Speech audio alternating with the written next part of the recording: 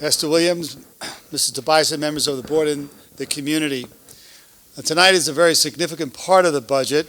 It's a fourth component of the budget. We did administrative budget last presentation. This evening we'll be doing the instructional, which consists a better part of the total budget. And then we go into our capital and then revenue to round up the four budget presentations. Mr. Tuttle, our Assistant Superintendent for Finance and Business Administration, will clearly go down all of the particular line items and talk about some of the key issues that we'll be facing for the next school year. And remember, this is a budget for the 2021 school year. And I'm going to kick it over to Mr. Tuttle to not spend any more time introducing him. Thank you. We certainly do know how to clear our room, though, I'll tell you. Thank you, Mr. Del Moro, President Williams, members of the board. As Mr. Del Moro was explaining, tonight's the instructional program. This is the majority of our budget, with all our salaries, all our supplies, equipment, everything that we do to help instruct students. It's our second meeting. Last 2 weeks ago, we did the administrative piece, and then we still have capital and benefits to come, and then the revenue. And then hopefully by April 1st, we'll see what the budget is with the governor, and then we'll know exactly what we need to do to get our final budget. So these are usually the first couple things we talk about is our assumptions for budgeting. And I try to present these at every meeting that we have, a presentation, just so everyone's aware of the things that we're confined to and really mandated to do. Unfunded mandate, Mr. Gomez. TRS and ERS, Teacher Retirement System and Employee Retirement System. All right, so we go up to our average, the CPI, the Consumer Price Index, for most items right around 2%. The tax cap growth this year, although it was 2% in the past, the most you can raise your tax levy is 1.81% this year. That's from the comptroller. Our TRS, our percentage is 9.53. That's estimated, and that's the percentage the district pays for all of the employees in the teacher retirement system. Similar to with the ERS is 14.6. Estimated gives or takes depending on what tier you're in and things like that. Those are percentages the district is responsible for the employees of the district. Our BOCE services usually right around 5%, and that's estimated depending on what program we're signing up for. And then we'll some more assumptions. Our health reserve, just to keep talking about that, we were approved for the reserve. We were able to put $5 million in there. That's going to be very helpful for us as a safe net in protecting the district for any catastrophic years of health care. And we'll also, on the health care note, premiums have been unchanged for 2.5 years. Just met with the consultants last week, and we'll be looking at those numbers, seeing where we need to go for the health care costs. Because like everything else, it seems healthcare is rising fast for the expenses. So we've been able to hold steady for 2.5, but we'll have to see where we are year 3. But overall, we probably saved $6 to $7 million in those couple years going to the self-insured. So we're been very beneficial to the district. Our foundation aid increase this year from the January runs is 5.01%. And our community schools increase is 17.9%. So overall, the instructional piece, right around 57% of the total budget. So as you can see, it's a big piece of the pie, and it takes a lot of effort getting all these numbers in. And things do change and adjust. That's why we call it the proposed budget now, because after we have conversations about program changes, similar to today, we had a conversation, things change. So we'll be looking at that over the next 4 weeks, really in depth, based on programs in the schools and things like that. So just to go over like a little snapshot, this is the high school growth over time. So you can see back 2016-17, right over a little over 2,000 students. And right now, today in the middle, 2019 and 20, I gotta put my glasses on, sorry. We're at 23-24 as of February enrollment, and projecting skyrocketing up to 2,500 students in 3 more years. That's quite a significant change in the building. Quite in response to that, we're actually, modifying the cafeteria and also adding a media center to accommodate the extra growth in the building. So the reason why we talk about this, when you have more students, obviously you need more resources to support the students, which means instructional and things like that. So some of our additional budget considerations for this year. At the high school, you'll see there's a few teachers, one for math, and that's really for the computer science program, a teacher for physical education, one teacher for English / literacy, one teacher for social studies, 2 teachers for E&L, English learners, and 1 full-time security aide. And then we're also requesting a .5 cleaner for the new cafe, which I would imagine in another year will become a full-time to help clean the media center. So that'll be our phase-in with that piece.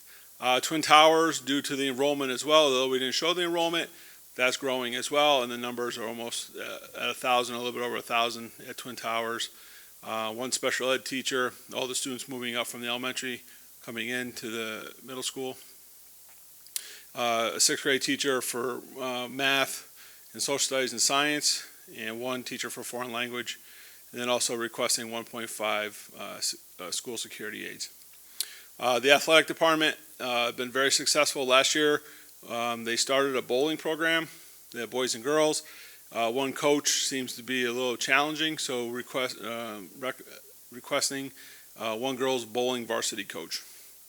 And special education's request for the ESY, which is the extended school year, the summer program, having a part-time clerical to manage all the parents and the day-to-day routine, which over the past years they never had a person to help with the phones and the people just coming up asking questions and things like that.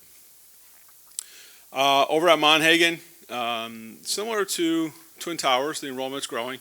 Requesting 1 teacher for special education, 1 teacher for the E&L, a teaching assistant for the bilingual programs, 1 teacher for AIS math. Over at Maple Hill, 1 2nd grade teacher, and then really looking for more support in the math and ELA area with an AIS math teacher and an AIS ELA teacher. And if you jump down to presidential, you'll see like the similar buildings are requesting the similar because they're seeing the need, and the enrollment is showing that we need those type of supports and based on test scores and things like that. So over at Carter, 1 teaching assistant for the E&L, students with disabilities, special ed program.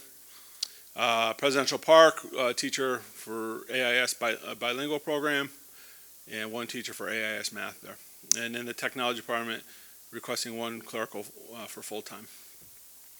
So those are our additional budget requests for staffing, and that these positions will actually be included in our budget numbers. You'll see that on the sheets that I provided you. You'll see I've added 2 additional columns. You'll see a proposed FTE, full-time equivalent, and then to the right of that, what that actually costs us as in the proposal. And at the end, it'll tally up and show you what the actual requests are. Here's our overall budget based on the categories that the state, that we report the state, all our budget numbers. So I've itemized them like this. You'll see some increases, you'll see some decreases. The regular instruction, there's a slight decrease based on, the real need is based on the decrease is our new software package is very helpful in really identifying the actual budget numbers that we need. So this is very beneficial to us. And then the students with disabilities, that's gone up quite a bit, but that is, majority of that is with students going to BOCES and out of district placement. We have the costs keep escalating, and we have more and more students going to those facilities. So throughout this year, we've done transfers already to put money into those programs. One, that occupational education, that's BOCES. That's for the CTEC program. Right now, projecting over 400 students going to CTEC next fall. Right now, we're at 375, and that's why you see a significant increase in that line. Our summer and winter school, very successful programs. There's a slight increase there just due to programming and contractual obligations. Our library media, you see a decrease there. In the past, we've had the community schools allocated to that line, like the whole bunch of money. So if you look at the budget sheets, you'll see that it's kind of separated into its own program now, although it's identified as community schools. So that's why you see a decrease there. Computer instruction, contractual increases, and also needing some equipment for our new media center coming in next year over at the high school. Our attendance, we added the attendance officer, so that's why you see an increase there. Guidance department, so you see an increase, but we have the new support counselors that we've added, and then, so that's with the community schools, but it's under the guidance department line. That's why you see that increase there as well. Health services, contractual, psychological services remains the same. That's for testing and software and applications that they use. Social worker services has decreased. Really based on the new budgeting, we were able to identify where we can save and cut some costs. Pupil personnel services, slight increase. That's just to manage all the pupil personnel services and contractual. Our co-curricular activities, what we've done is we've separated all the extracurricular activities that happen in the high school, middle school, and the elementary schools. So if there's a chess club, a running club, a Crazy 8 club, any of those clubs are now on this line, so we can identify, hey, this is how many clubs we have, and this is what it costs for a club. So that's what you'll see there. Interscholastic athletics, some contractual stuff, some requests from some new equipment in there. District transportation, that is really the management of the district transportation. So we have a transportation liaison, and then myself are in that category. So what we really reduced was some funds that I analyzed over the past 2 or 3 years, some lines that we never used, like consulting and things like that, or contractual items. So able to reduce some of the budget there. And the contract transportation, that's up slightly. Right now, this year, we are a little bit under budgeted with that based on all the transportation needs that we have. This includes summer school. And in addition to that, this summer coming up, summer school for high school will be over at Monhagen. So we'll need to be transporting everybody. And that's an additional cost for us to do that. So that's in that line. And remember, contractual transportation is 90% aidable. So we get 90% of that back. So that's a very good, very helpful. Our activities, our census, and our special aid, that's a slight decrease based on the activities and census lines. The special aid is what we actually contribute to the extended school year program. Although we get reimbursed for some of it, we're still responsible for a portion of the costs.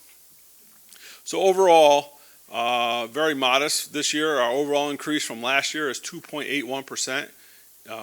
As the proposed budget, we're at $119,226,632 for the proposed budget. Okay, again, I specified proposed because this will probably change slightly for sure over the next couple weeks. But really keeping an eye on our tax levy, making sure we stay around the request of 1%, and that's what we're shooting for. So here's our 5-year history. If you look at increase from year to year, the past couple years been a little bit higher than this year, but we're actually seeing where we are able to cut some costs. In addition, in the past, we've always, historically, forever, they've budgeted salaries that were in grants. When you do that and you don't spend the money, we end up with extra money, right? So we got to start weaning off of always having extra money and having extra money. So that's kind of why we're seeing the lower increase this year. And we also have fund balance to cover that if we were to, be unfortunate not to have a grant or something. So we'd be able to sustain that. All right, so our budget calendar. This is the instructional. March 5th is our next one, which is capital, which is operations maintenance, and the big one is our benefits. That's a big conversation. And then revenue, and then budget adoption, which is something for the board to keep in mind. Our public hearing, and then obviously May 19th is our big vote, Super Tuesday, for election and budget. If you want to register as a voter or need to know about locations, please contact our district clerk, Taryn, 326-1196. She'll be glad to help you get registered and tell you where you can vote. So that's really our 30,000-foot view of the summary for the instructional. At your tables, I provided you with every account code that's in the instructional. You can see it's very more detailed than it's been in the past. So some things may be a little more glaring, like with budget increases and decreases, but in the past we used to summarize everything, right, and condense it. This way you can see every account code and see exactly what we're spending in each account code. So that's all for now. Any questions? Any questions for Stark and Mr. Lasmere first in the business? No? Thank you, Mr. President. And again, thank you, Mr. Tuttle, for your very insightful and detailed report. Could you explain for our TV audience, the mini TV, and our members of our audience over here, the difference between foundation aid and community schools aid, so that's the public understand it? Right. So I think it was 3 years ago now. The governor had it's really in a reaction to the foundation, the lawsuits that they had for equitable funding. This was a way to set schools a little bit higher that needed some more funding. But the community schools money is specific for new programming only. So it has to do anything that has to do with support services, mental health, and things like that. But it has to be a new program. So we have our crisis interventionists are under that program for us, or some of our psychologists, our students at risk, deans, and we keep adding and creating programs so we can use the community schools, but it's earmarked specifically for those types of programs. The foundation aid is something that has changed a little bit this year. They've taken 10 items that used to be separated and combined them into one, and that foundation aid is basically what the governor is trying to basically do a shell game with you, thinking you're getting more money than you did in the past because it says foundation aid. But if you do all the math, it's pretty much the same. And the estimated numbers that you put on the board for foundation aid and community school aid increase, how do they compare with right now the proposed budget, let's say from the governor versus the state senate versus the assembly? Even though it's the same majority party for all three branches, there are differences. There are differences. I usually, personally, I look at the governor's run because that's going to be the law. So I really keep an eye on what he's proposing and what he's looking at changing. Although, they have all these executive budget, all these different organizations present a budget, what they really like, but that's not really necessarily what's going to be the budget in the final number. So it's very important to have your ear to the ground what the governor is doing and what he's really looking to pass. Historically, so they usually do a aid run in January. And then by April, there'll be usually an increase for us in some type of foundation aid. So usually we sit tight and wait for that. And with respect to I believe you mentioned 21% for the benefits portion of the budget. Now that when it comes to medical, we're self-funding, how has that impacted the 21% number you put on the board? Well, overall, that number is maintained for the past 3 years now. Okay. If it wasn't, that number would be the 21% of the overall budget would be a lot higher. We'd probably be up to about 28-30% of the budget. Okay, so we are savings. Saving, yeah. Definitely, The district okay. has saved quite a bit of money. Okay. And is it your position that you don't foresee us having to turn to for greater use of, based on these numbers, we are less likely to have to go to be able to have to take out more money from the reserve fund? No, right now we're in good shape. We'll be using some of our fund balance as a revenue to offset the increases. Okay. So we'll keep those strong. Yep, we'll keep them strong. Thank you so much. That's Okay. it. Mr. Pierre. Just one question, Mike. Yep. I noticed in the totals here for the all the programs, you didn't include the benefits. Right. Why is that? Well, what we do is I give you, I'll do that at the next meeting. I'll have all the, workers' comp, all the medical benefits, all those social security benefits, so you can see them a little bit different. If I just bundled it in here, you wouldn't see exactly what the cost of that would be. Okay. Right, and then, by state mandate, when we present to the public our final document, there's three parts, the benefits will be inside there. Thank you. It's just easier for me to manage, and I think it's easier for me to do, explain it, and for everyone to understand it that way. Okay. Thank you. Paula? Mrs. Blumenau. I was just looking at the comparison from 2019 to 2020-21, increases and decreases. And I know that you had gone through this pretty much line by line. Can you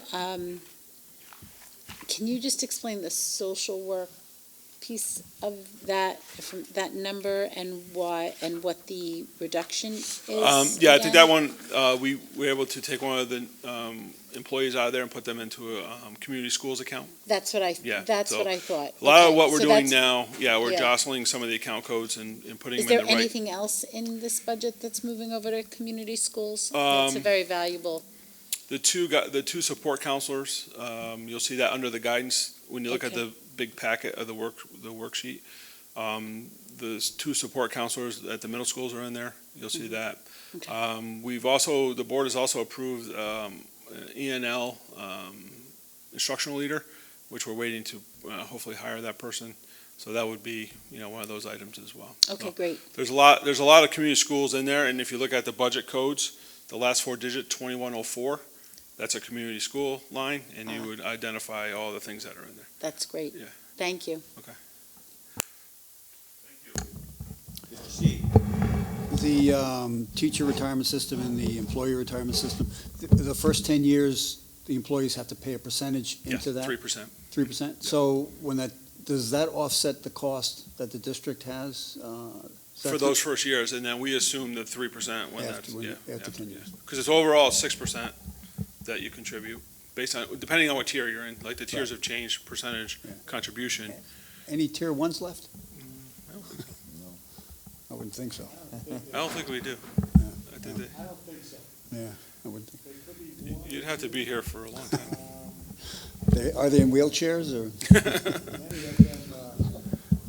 think most of them are, tier 3 and 4 and above. Okay, thank you.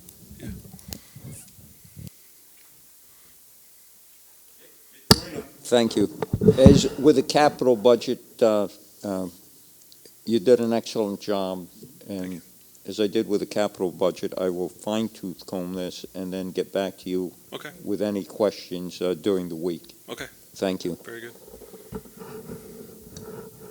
Mr. Bison.